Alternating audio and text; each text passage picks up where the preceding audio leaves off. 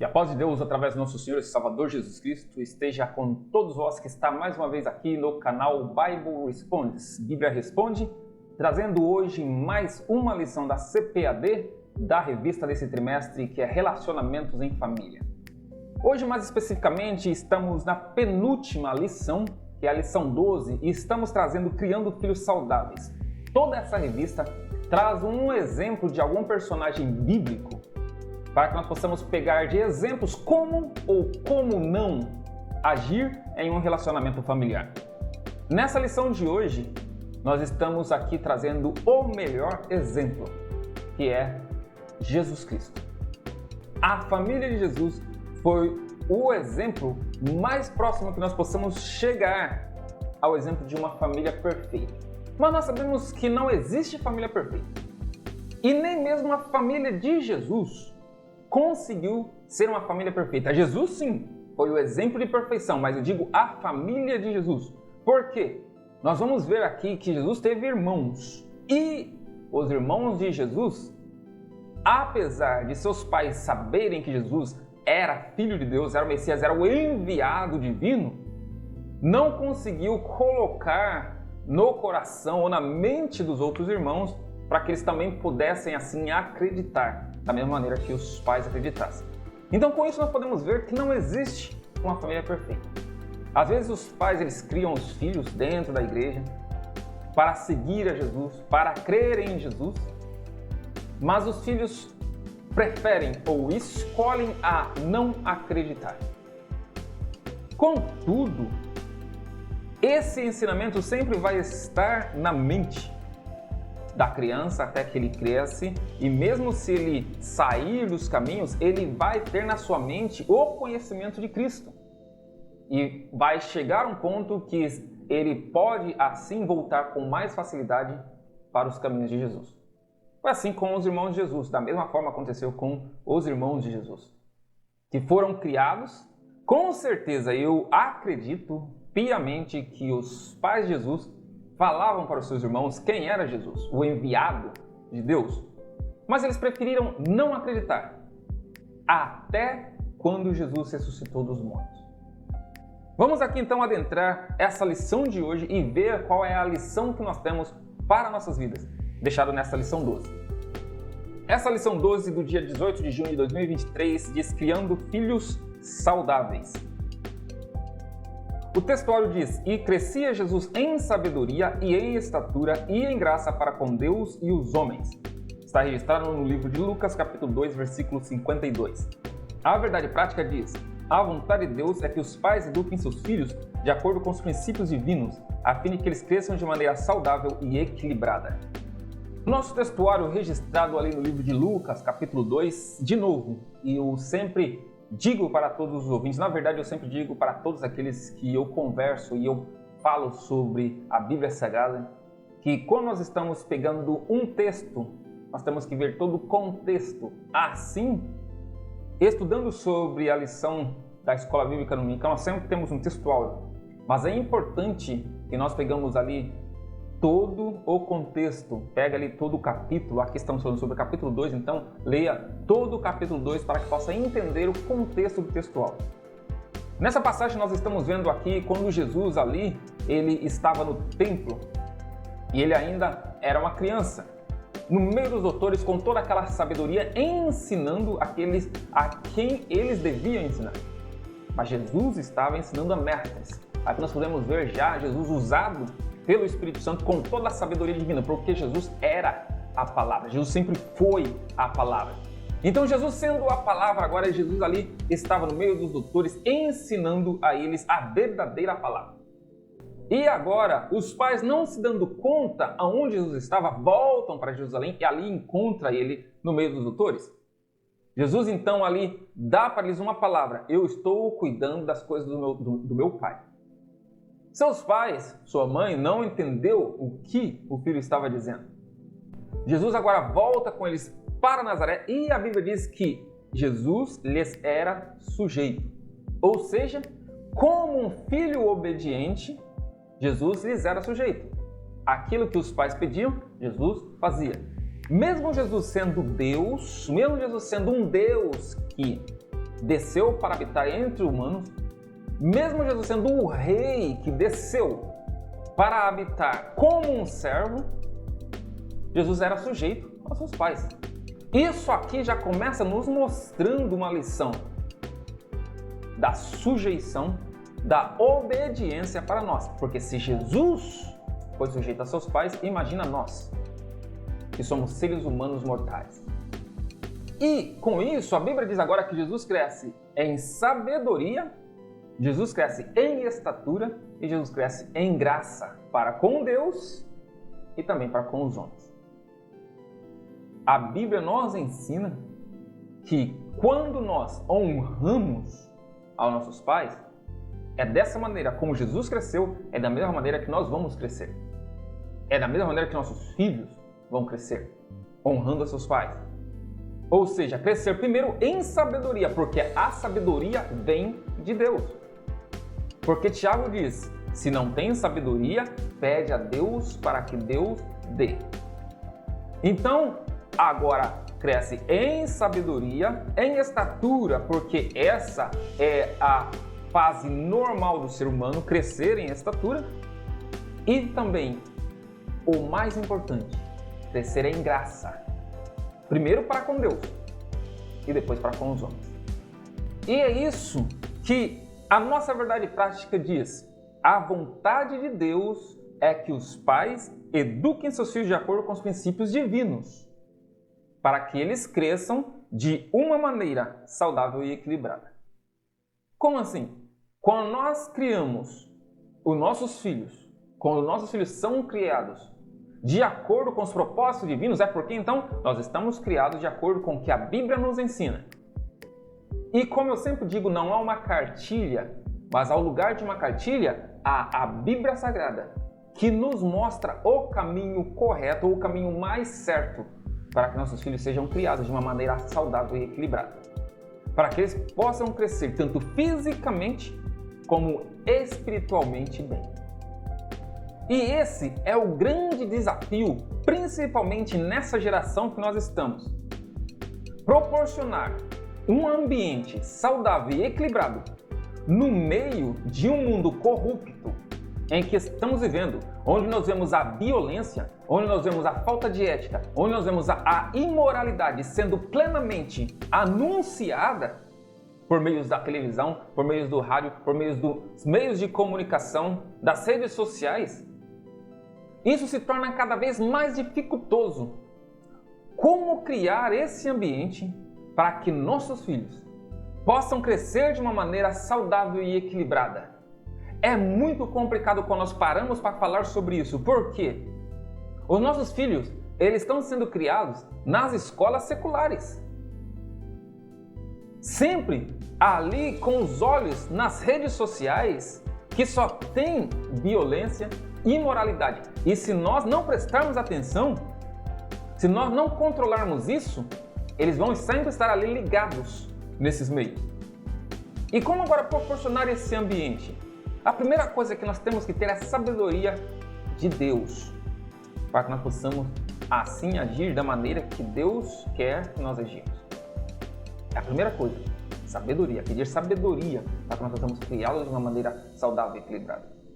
A segunda é sempre estar trazendo à mente deles o que a Bíblia ensina. Porque no início, quando a criança ainda é muito novinha, é bastante difícil a compreensão deles da Bíblia Sagrada. Mas para isso, existem as histórias infantis tiradas da Bíblia que podem ser passadas para eles, para que eles possam ter uma melhor compreensão. E de acordo com que eles vão crescendo no meio da igreja, eles já vão tendo essa mente espiritual. Obviamente, vai chegar um momento que eles vão ter aquele choque de ideias e pensamentos. Ok, meus amiguinhos vivem dessa maneira ou falam de certa forma com que os meus pais me ensinaram. E agora? E se existe uma proximidade, uma conversa entre pai e filho, onde um é aberto para com o outro, o filho vai se sentir tranquilo para chegar ao pai ou à mãe e conversar sobre essas dificuldades de ideias que ele tem entre o que lhe foi ensinado e o que lhe é mostrado. E com a sabedoria divina que nós temos, nós vamos conseguir passar para Ele que o mundo vive como o mundo vive, mas que nós vivemos na contramão do mundo. Porque esse é o que nós, no final, devemos mostrar. É o final do caminho, e não o meio do caminho, ou nem talvez o começo do caminho, mas sim o final. Mostrar o exemplo daqueles que vivem no caminho do mundo. Qual é o final deles? E nós que vivemos na contramão do mundo, qual será o nosso final? Dessa forma, eles vão ser ensinados de acordo com a vontade de Deus, que é criando eles de acordo com os princípios divinos. Nossa leitura bíblica está registrada ali no livro de Lucas, capítulo 2, versículo 40, depois do versículo 42 até o versículo 52. E o menino crescia e se fortalecia em espírito, cheio de sabedoria, e a graça de Deus estava sobre ele. E tendo ele já 12 anos, subiram a Jerusalém, segundo o costume do dia da festa. E, regressando eles, terminados aqueles dias, ficou o menino Jesus em Jerusalém, e não souberam seus pais.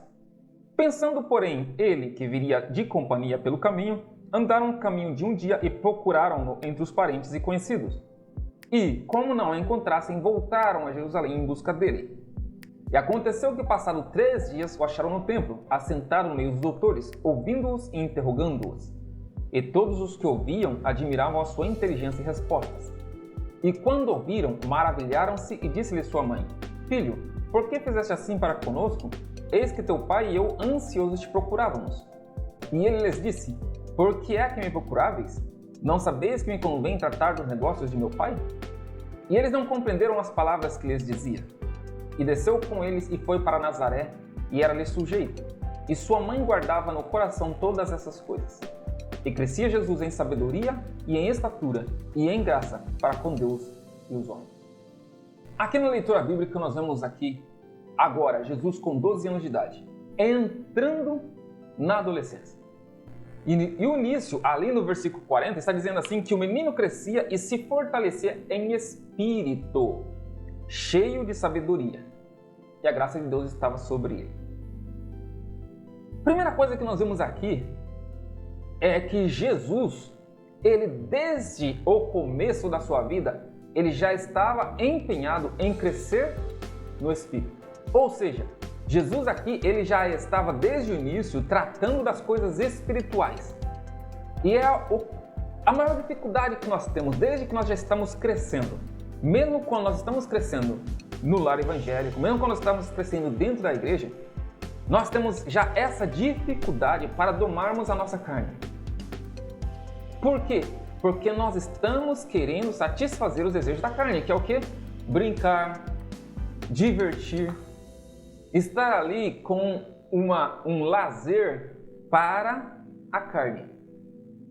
E a parte espiritual fica para segundo plano. Mas aqui não. Jesus, ele já crescia e se fortalecia em espírito. E muitos podem chegar a dizer, mas Jesus, ele era filho de Deus, Jesus era Deus, mas ele estava aqui como um ser humano. Jesus estava aqui em carne. As mesmas tentações que nós temos no dia a dia, Jesus tinha. Mas a diferença é que Jesus venceu todas elas. Por quê? Para mostrar que nós podemos sim vencer todas as tentações que nós passamos através do corpo. Mas como nós podemos fazer isso? Somente se fortalecendo no Espírito. Assim como nós estudamos na revista passada, a luta do Espírito contra a carne, ela sempre vai existir e ela já está na nossa vida desde o início do nosso nascimento. Mas se nós fortalecermos o nosso espírito, ele vai ser muito mais forte, para assim podermos dominar a nossa carne. E é isso que a Bíblia diz. E ele crescia e se fortalecia em espírito.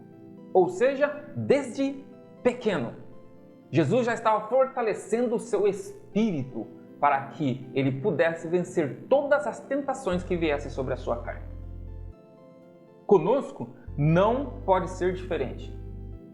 Nós podemos sim criar nossos filhos para que eles vão se fortalecendo em espírito desde pequeno, sempre ali orando com eles, sempre cantando com eles, sempre salmodiando com eles para que seus espíritos sejam fortes.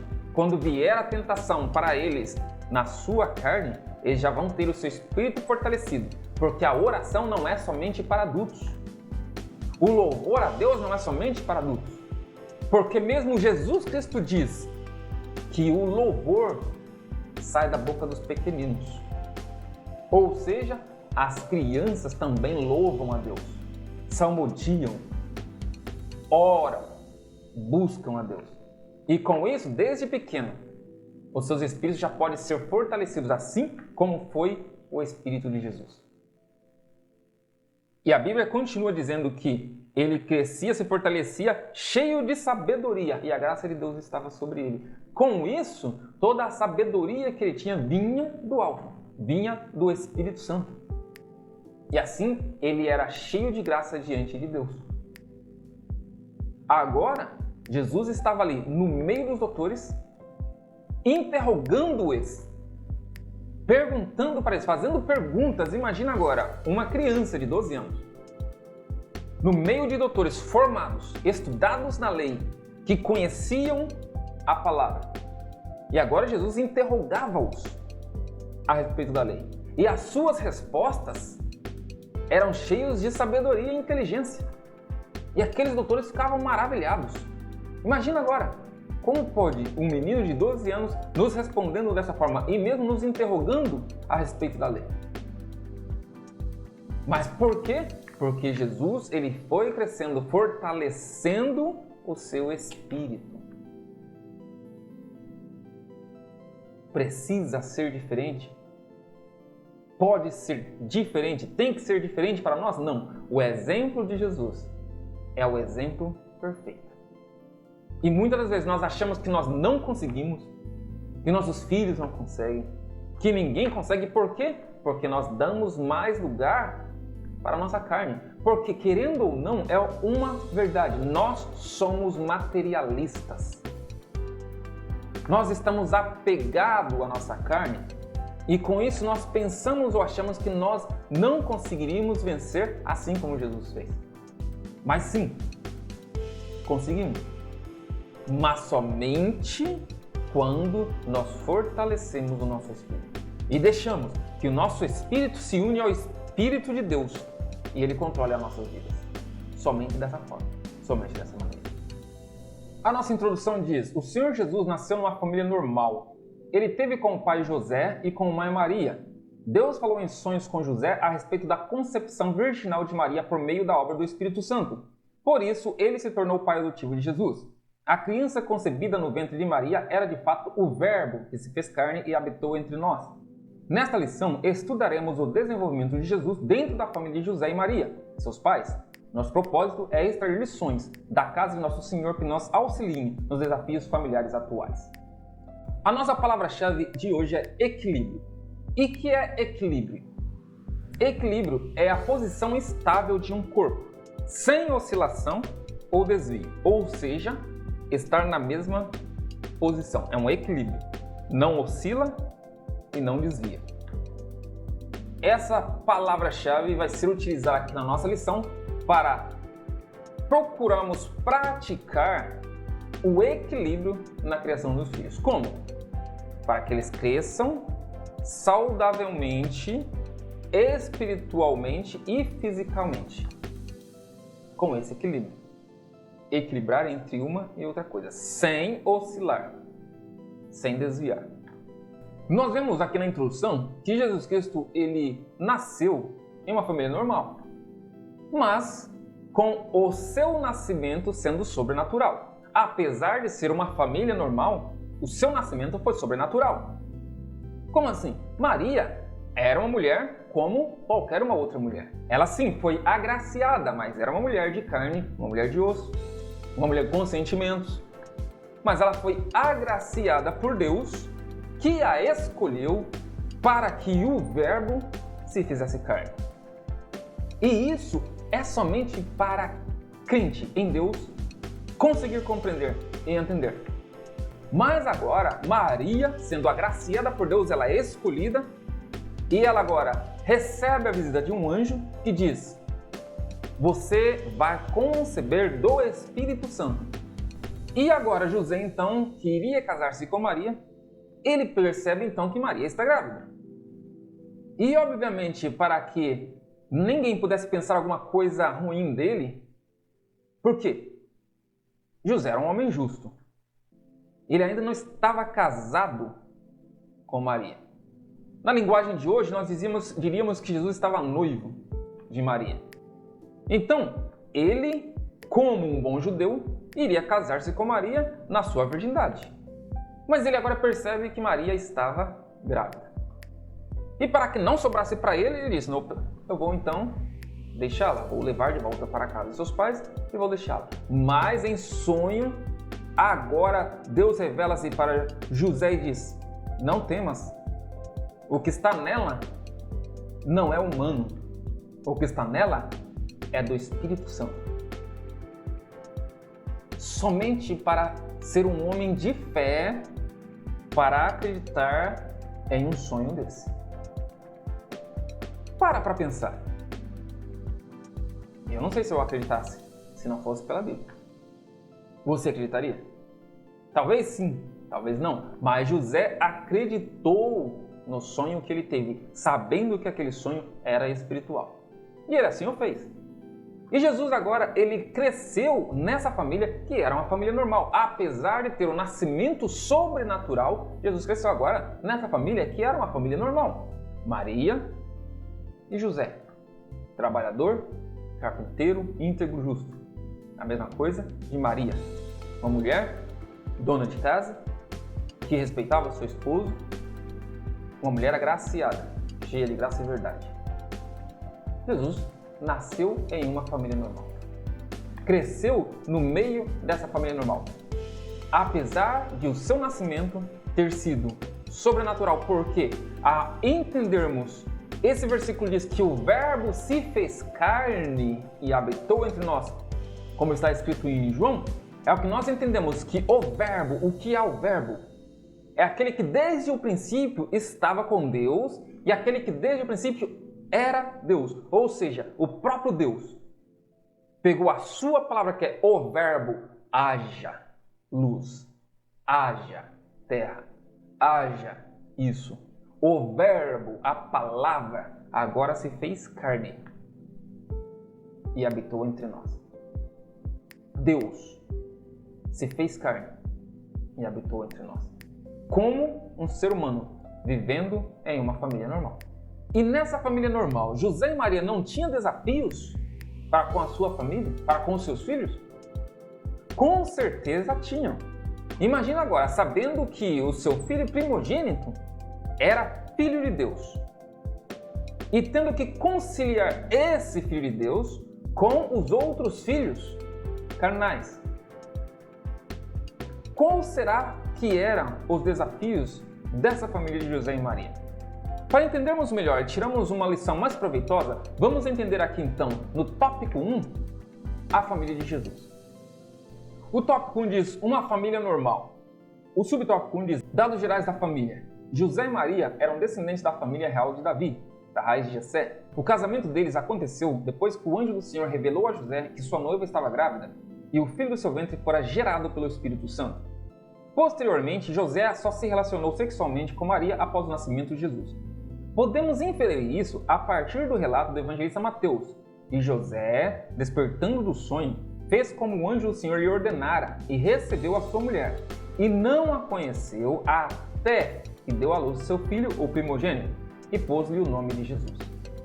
Nos dados gerais da família de José e Maria, nós aqui percebemos então que a primeira coisa é que ambos eram da geração de Davi, raiz de Jessé. A primeira coisa que nós vamos perceber é que Mateus e Lucas, eles trazem descendências diferentes. Mas nós temos que entender que um traz a descendência de José e outro traz a descendência de Maria. Ao final da descendência de cada um, nós vamos ver que ambos eram da descendência de Davi. Não tinha como fugir da descendência de Davi.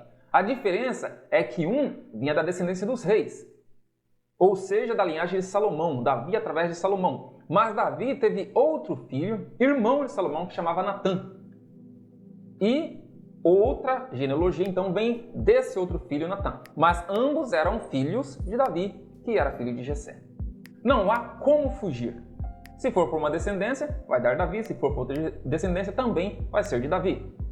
A palavra de Deus, ela se cumpriu, independente da descendência que vem. Se alguém falar, mas é descendente de José, José era simplesmente pai adotivo. Mas então, e Maria? Ambos eram, sim, descendentes de Davi. A segunda coisa aqui sobre os dados gerais da família, primeiro, vale salientar aqui que nós não estamos aqui para desfazer a fé de ninguém. Eu sei muito bem que existem certa denominação que acredita na virgindade eterna de Maria. Eu não estou aqui para pregar contra ou falar contra, nada disso.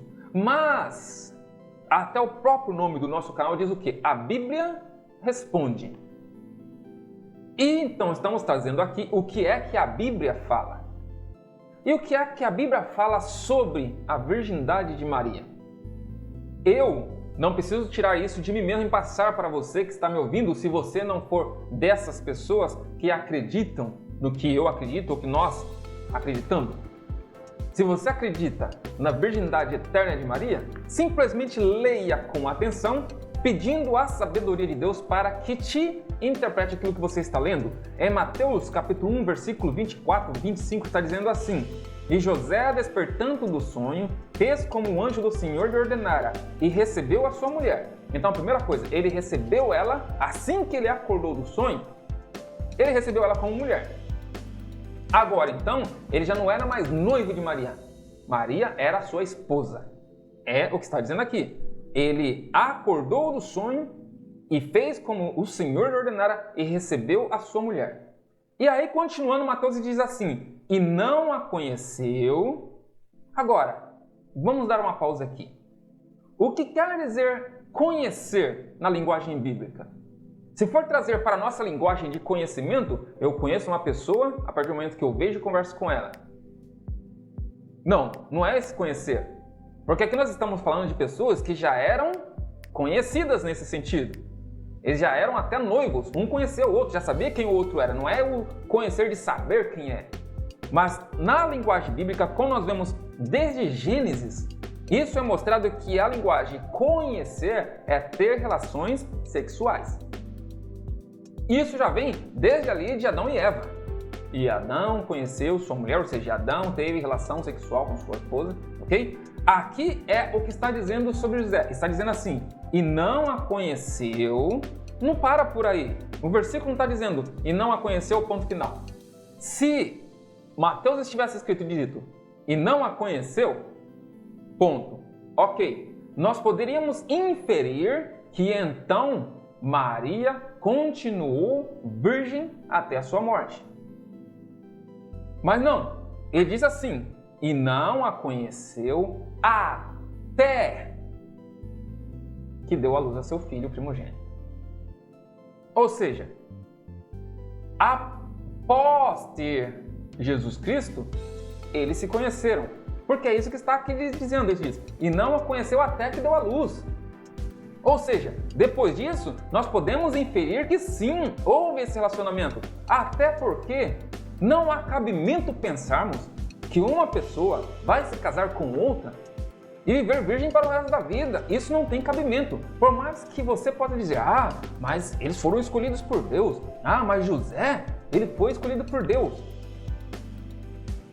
Por mais que você pense assim, José era um homem sucessível, assim como nós somos. Ele não era um santo, ele não era Jesus.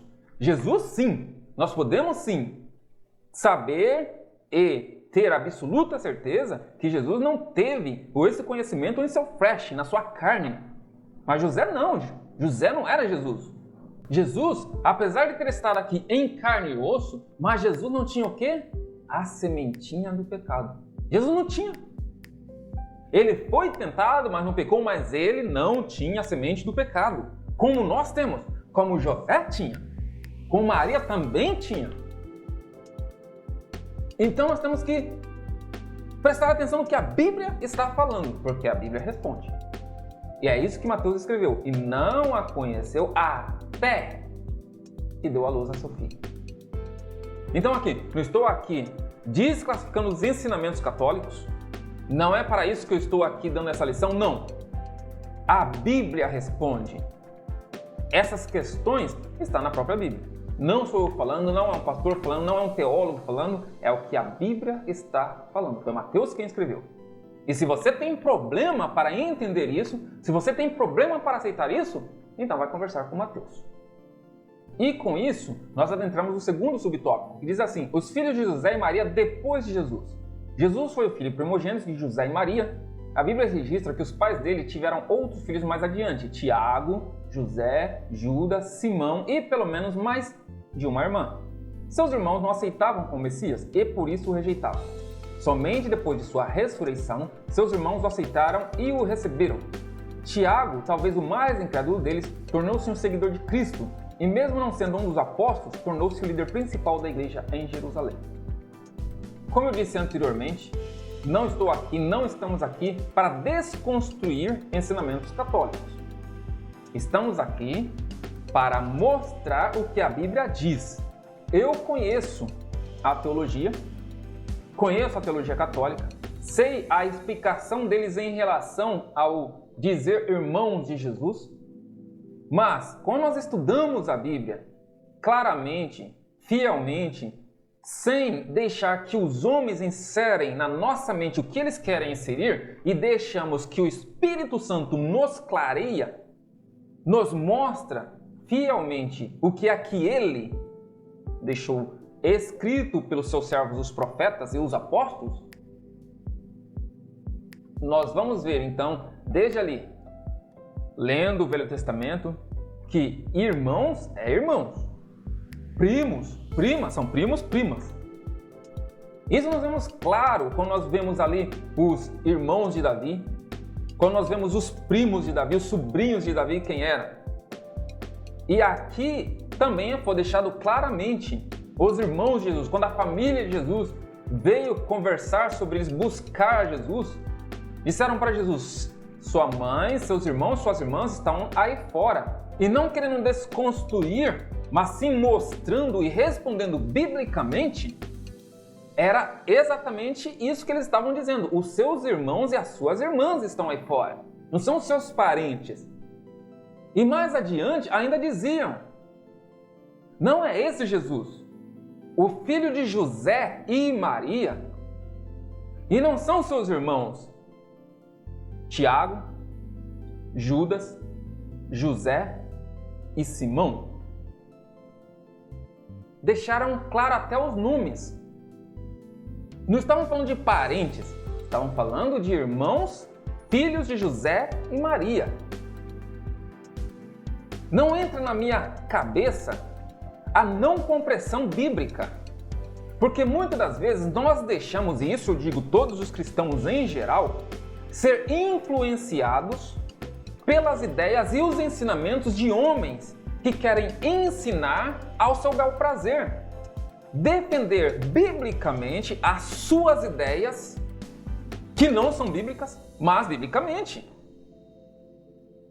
E esquecemos de buscar o auxílio de quem realmente sabe e quem realmente conhece. E quem é? O Espírito Santo. Porque nós, teólogos, temos teses e antiteses de tesistas.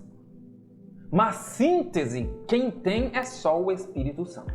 E ele é o melhor professor, é o melhor teólogo para responder suas questões.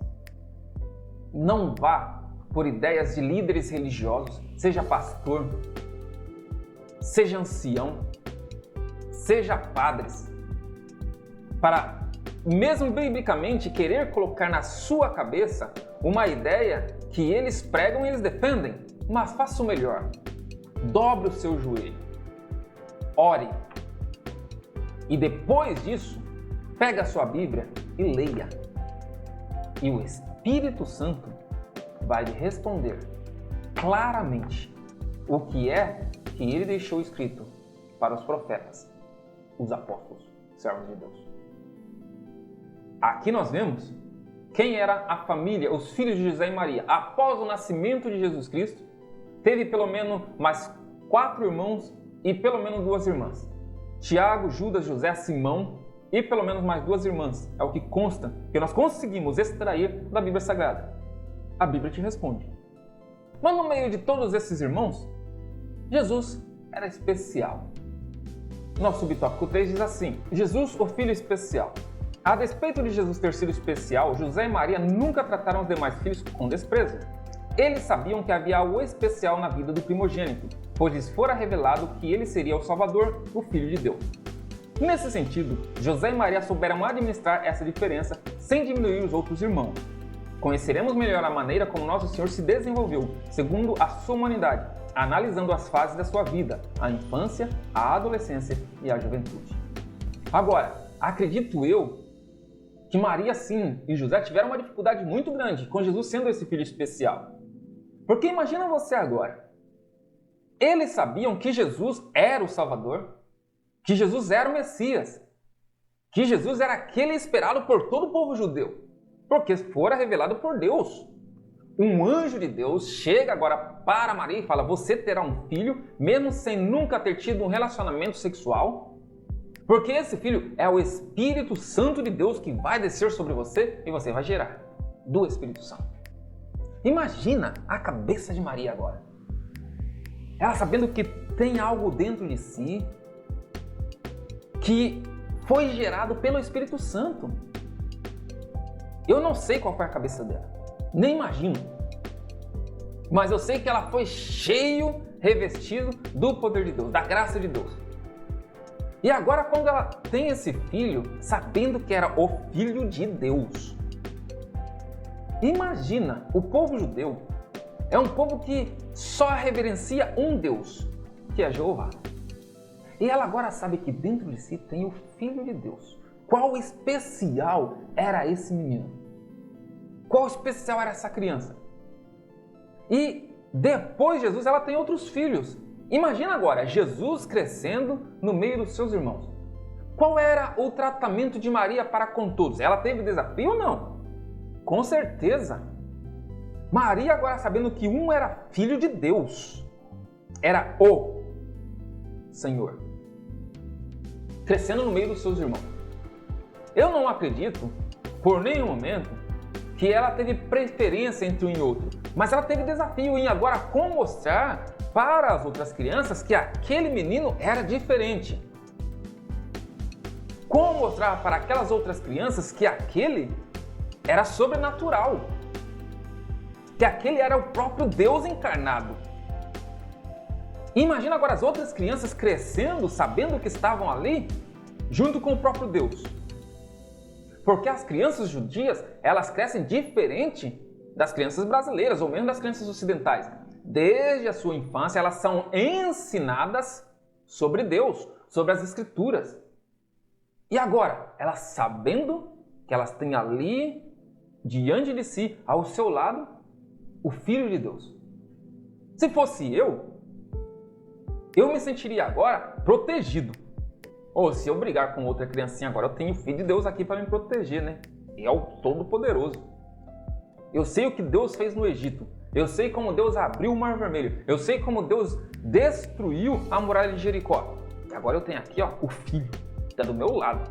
Então, ninguém vai me tocar. Sou intocável. Só por estar do lado do Filho de Deus, eu sou intocável. É meu irmão. Eu me sinto todo especial também. Só por eu ter um irmão especial, eu me sinto especial. Eu não sei qual foi a formação que aquelas crianças tiveram. Não sei se sentiram especial, não sei se sentiram com inveja, eu não sei. Mas eu sei que foi desafiador para Maria ensinar aquelas crianças. Mesmo sem dar preferência entre um e outro.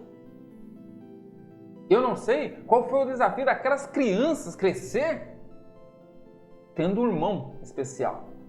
E quando nós falamos no sentido especial aqui, não é no sentido especial que usamos hoje. O sentido que usamos especial é aquelas pessoas que têm deficiência, chamam especiais. Não, Jesus ele era diferente mesmo, ele era sobrenatural, especial nesse sentido.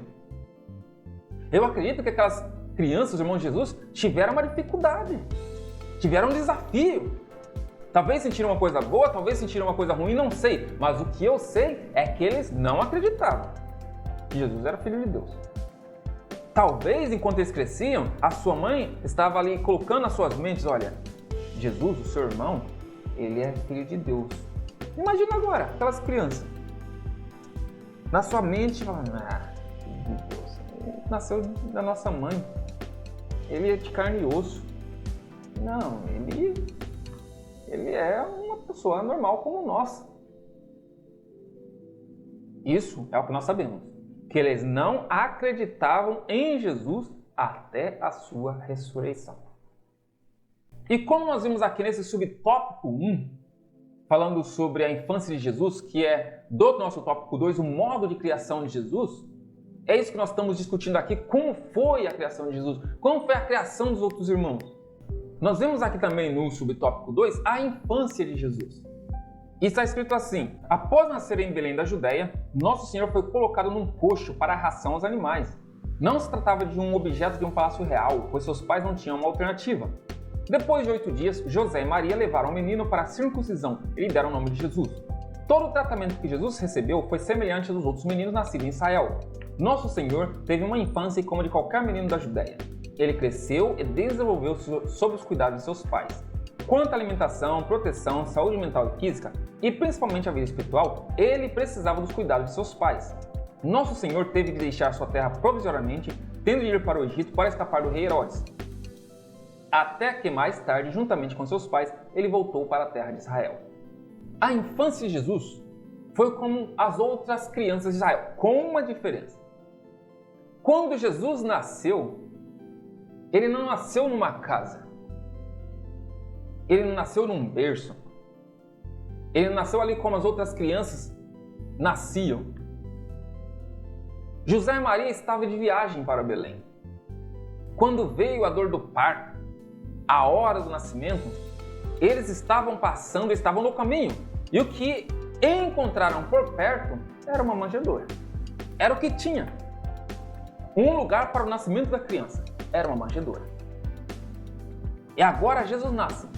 E ele é colocado onde? Ele é colocado num coxo. Ele não foi colocado num berço de ouro. Ele não foi colocado nem mesmo num berço de madeira. No famoso Moisés, que nós usamos hoje para as crianças recém-nascidas. Jesus foi colocado em um coxo para a ração de animais. Mas a sua infância, enquanto ele cresceu, foi como de todas as outras crianças. Os israelitas, desde pequeno, eles eram ensinados, eles são até hoje, ensinados nas Escrituras, na lei, no Velho Testamento. E Jesus não foi diferente. Ele cresceu, a sua infância foi com os seus pais lhes ensinando. Então, ele recebia dos seus pais todos os cuidados da alimentação, o cuidado com a sua saúde, com o seu crescimento e principalmente a sua parte espiritual. Mas Jesus, ele já tinha o Espírito Santo de Deus em si, porque ele era Deus. Mas ele precisava dos cuidados dos seus pais. E como eu disse anteriormente, porque a Bíblia diz que ele era sujeito a seus pais. Ele estava ali crescendo debaixo da tutela de José e Maria, como qualquer criança comum. E quanto à adolescência de Jesus? Diz assim, no Evangelho de Lucas, o texto bíblico declara que Jesus havia crescido em estatura, sabedoria e graça diante de Deus e dos homens. Na Bíblia, a informação que temos a respeito da adolescência de Jesus foi sua experiência aos 12 anos, em Jerusalém, com doutores da lei. Nessa idade, o menino judeu é introduzido na vida religiosa e se torna um filho da lei. Bar Mitzvah. A ida de Jesus a Jerusalém com sua família se deu por causa da observância dos deveres religiosos, como participar das 3 festas mais importantes de Israel: a Páscoa, o Pentecostes e a Festa dos Tabernáculos. Toda a celebração dura 7 dias e depois todos voltavam para suas cidades. Os pais de Nosso Senhor não imaginaram que Jesus ficaria para trás. Depois de 3 dias, eles o encontraram no interior do templo, conversando e discutindo com doutores da lei. Estes, por sua vez, estavam maravilhosos com a sabedoria daquele adolescente. Aqui nós encontramos Jesus terminando a sua adolescência. Por que eu digo terminando? Porque os costumes judaicos são diferentes. Uma criança ela é uma criança até os seus 12 anos de idade para os homens. Para as mulheres, até os final dos 11 anos de idade. Por quê? Ao completar 12 anos de idade para as mulheres e 13 anos de idade para os meninos, eles agora se tornam maior de idade. Eles se tornam homens. As meninas se tornam mulheres, porque agora eles são responsáveis pelos seus próprios atos de acordo com a lei judaica. O Bar Mitzvah para os homens e Bat Mitzvah para as mulheres significa filho do mandamento ou filha do mandamento, filho da lei ou filha da lei. Agora, cada um é responsável pelos seus próprios atos e passa a se tornar então um homem. Mas Jesus aqui, ele estava com 12 anos de idade. Ele ainda não tinha se tornado um Bar Mitzvah. Ele ainda não era um filho do mandamento. Ele estava terminando a sua caminhada como criança. É isso que nós chamamos da parte adolescente de Jesus. Estava começando e terminando. 12 anos de idade. Jesus agora, antes de se tornar o filho da lei, ele estava no meio dos doutores, perguntando sobre a lei e respondendo sobre a lei, mesmo antes de se tornar o filho do mandamento. Nós podemos ver aqui a sabedoria que ele já tinha, vindo de Deus. E ainda de acordo com o modo de criação de Jesus, e sobre a juventude de Jesus, subtópico 4 diz assim: dos 12 aos 30 anos de idade, a adolescência e a juventude de Jesus são praticamente desconhecidas. As únicas informações que a história nos fornece são que estão reveladas nos evangelhos. Depois da experiência com os doutores da lei em Jerusalém, a Bíblia relata apenas que Jesus voltou a aparecer quando já tinha 30 anos, ao ser batizado por João Batista no Rio Jordão. Tudo o que se tem conhecimento acerca desses anos ocultos da vida de Jesus é que ele aprendeu a profissão de carpinteiro com José e a exerceu até os 30 anos, visto que José já havia morrido. É possível que Jesus tenha sido o responsável pelo sustento da família por esses anos e quando chegou a idade que o pai estabeleceu para iniciar seu ministério, ele deixou tudo e reuniu os discípulos, os quais se tornaram os apóstolos que fariam seu evangelho conhecido. Agora, é importante colocar aqui que, ao dizer que José já havia morrido, é uma inferência teológica. A Bíblia, ela não mostra e não nos declara em momento nenhum que quando Jesus começou o seu ministério, seu pai José já havia morrido. Isso é uma inferência que os teólogos fazem. E não é o que todos acreditam e não é uma tese que tem que ser difundida, apenas debatida. Mas, sobre a juventude de Jesus, também vale mostrar que Jesus não teve juventude. Primeiro, que a Bíblia não mostra nada a respeito de Jesus entre os 12 e os 30 anos de idade. E segundo, que nós devemos colocar aqui culturas diferentes. Como eu já disse anteriormente, a cultura judaica, a criança, ela nasce já aprendendo sobre a lei, sendo instruída sobre o Velho Testamento. E ao agora completar 13 anos, os meninos agora passam a se tornar homens. Então, diferente da nossa cultura, não há a fase da juventude. Depois dos 13 anos, ele já é responsável pelos seus próprios atos.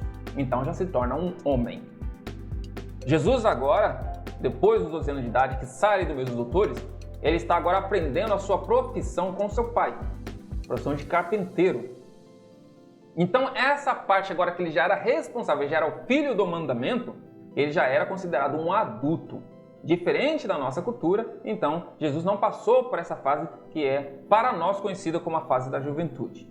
É interessante também frisar que na nossa cultura, a infância vai até os 11 anos de idade, dividido ali em subcategorias. É importante também frisar que na nossa cultura, a adolescência vai dos 12 até os 18. Legalmente, na maioria dos países e no Brasil inclusive, a pessoa se torna adulta a partir dos 18 anos. É interessante que dentro do inglês, a adolescência ela vai dos 13 aos 19. É a fase dos teens, né? A fase da adolescência, teenager. Então, teenager, um adolescente, ele é dos 13, né? 13, até o 19, então até o 19. Dos 13 até os 19 é a fase dos teens, teenager, adolescência. Biologicamente falando, os cientistas dizem que é até os 24 anos onde vai a adolescência. Existe uma discussão muito grande sobre isso, mas aqui estamos falando sobre a adolescência de Jesus e sua juventude, e mostrando aqui o contexto judaico da época. Mas agora então entramos no principal da lição, que é o quê? O tríplice desenvolvimento de Jesus. E o que aqui diz? O Evangelho de Lucas, capítulo 2, versículos 51 e 52, diz o seguinte: desceu com eles e foi para Nazaré e era-lhe sujeito. E sua mãe guardava no coração todas essas coisas. E crescia Jesus em sabedoria e em estatura e em graça para com Deus e os homens. Subtópico 1 diz: Jesus crescia em sabedoria. Jesus recebeu uma educação básica que qualquer menino judeu receberia. Ele aprendeu a ler e escrever, viveu uma vida simples, pois sua família era pobre. Nosso Senhor crescia em sabedoria, ou seja, sua relação com o Pai, seus princípios de vida e disposição em resolver problemas eram dignos de uma pessoa sábia. Certamente, essa foi a razão de Lucas cunhar a palavra sabedoria antes de estatura. Assim, no subtópico 1, aqui nós vemos que a primeira coisa é Jesus crescia em sabedoria. Jesus recebeu uma educação como qualquer criança judia ela recebia. Eles estudavam primeiramente em casa e depois eles iam para a sinagoga. E nessa educação conjunta que eles recebiam, eles eram instruídos primeiro a ler e a escrever.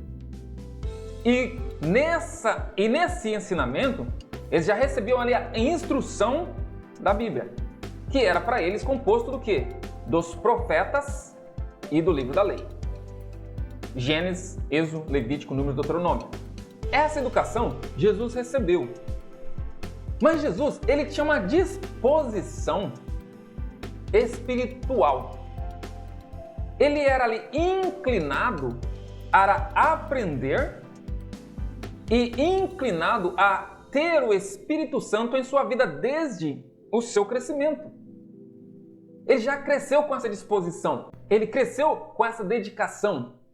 E tendo o Espírito Santo de Deus na sua vida, ele então ali, enquanto crescia, ele já ia crescendo o quê? Em sabedoria.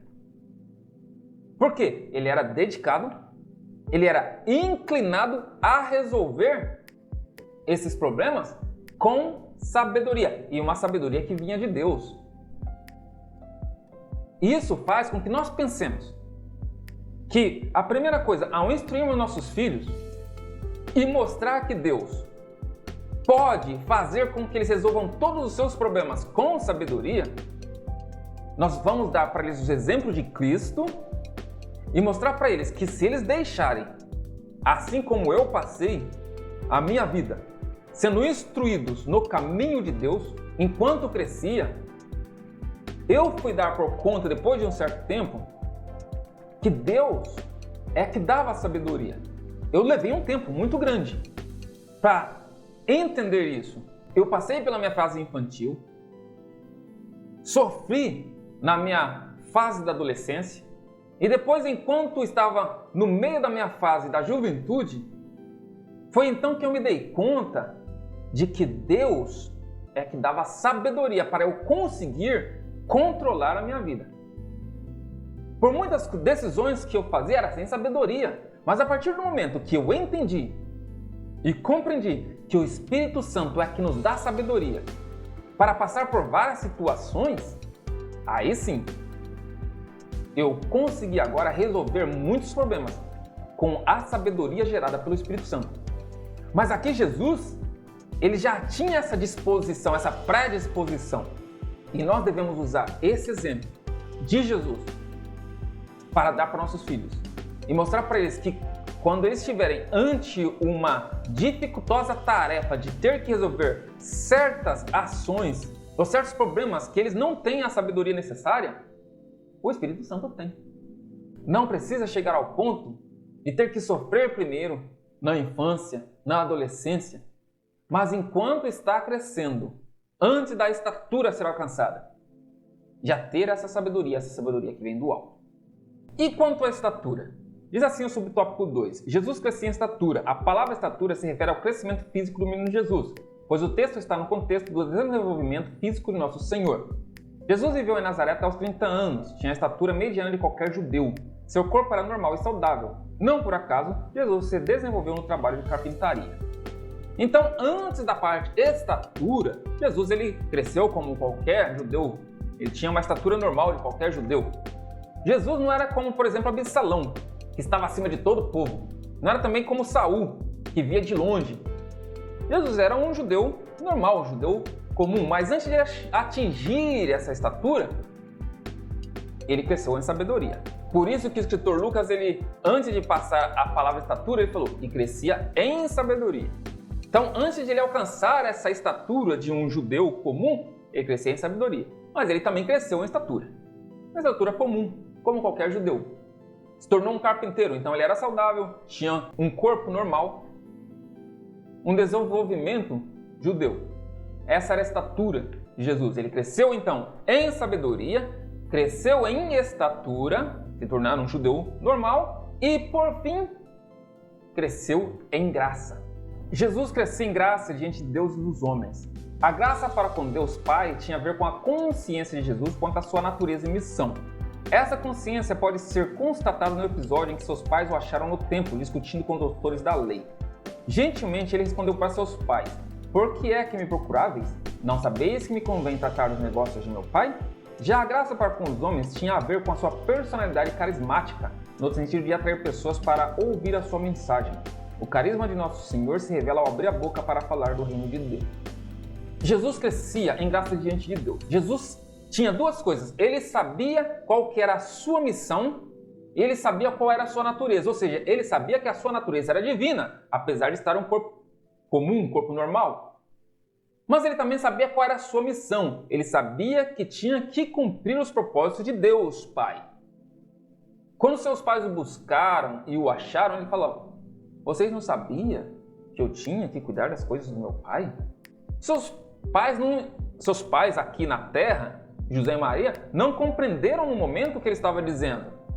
Mas ele explicou. Ei, vocês não sabiam que eu tinha que... Vocês não sabiam para que eu vim? Basicamente era isso que Jesus estava dizendo. Vocês não sabiam para que eu vim?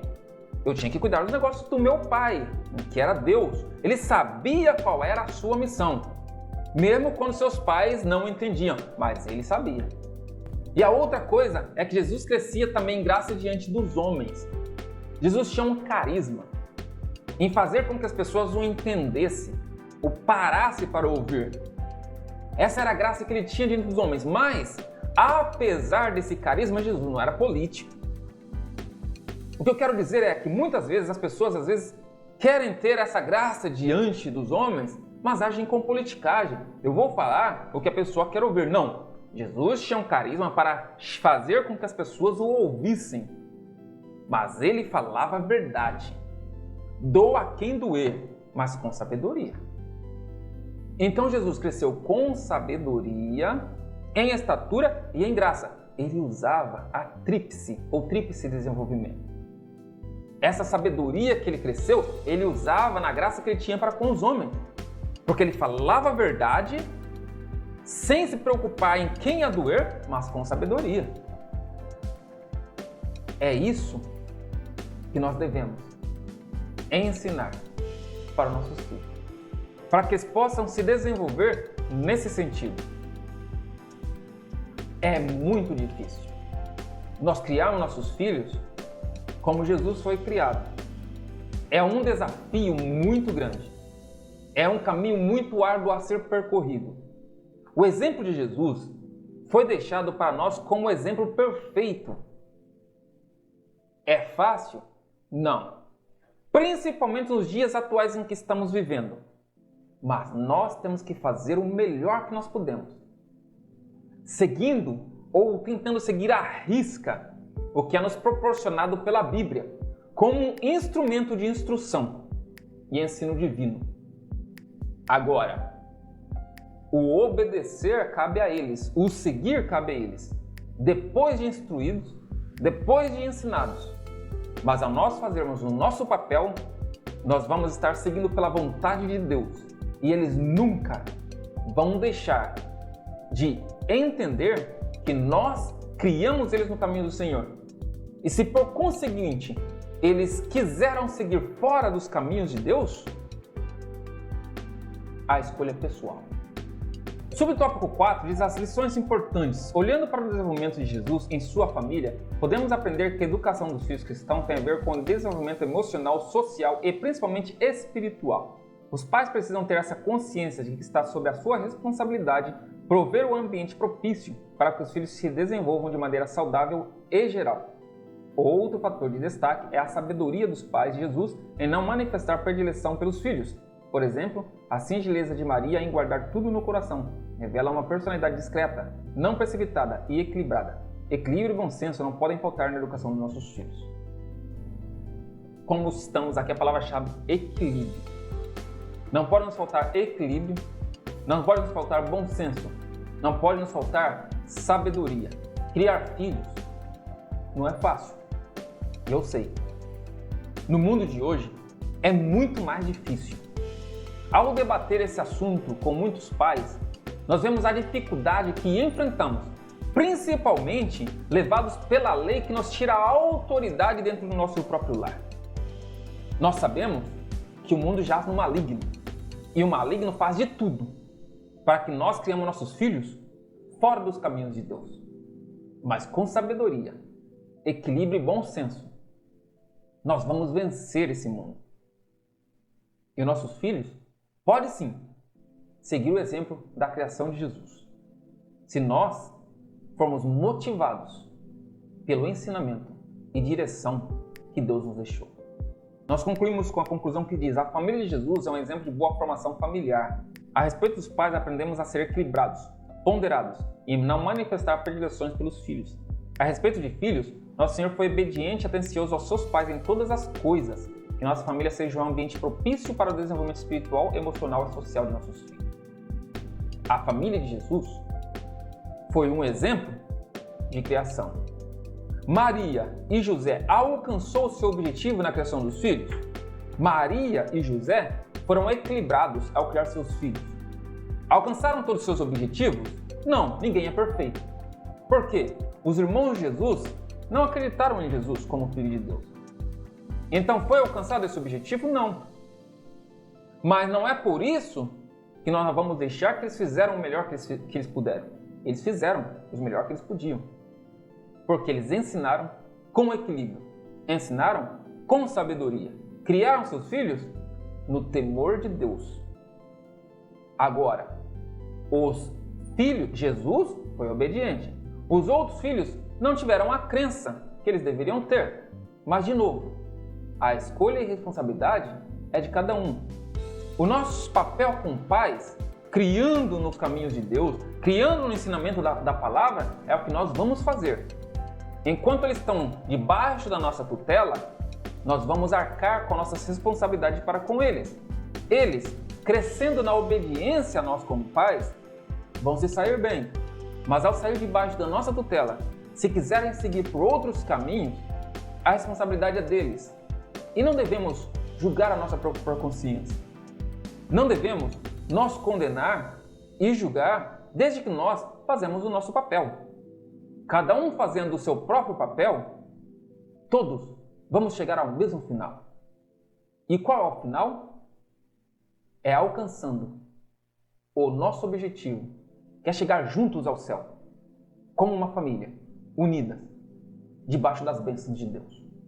Que Deus nos dê essa família, que Deus nos dê a sabedoria, esse equilíbrio, para, como pais, podermos ensinar nossos filhos e que os nossos filhos sejam obedientes às instruções que é dadas através de nós. E essas instruções sejam de acordo com a vontade divina.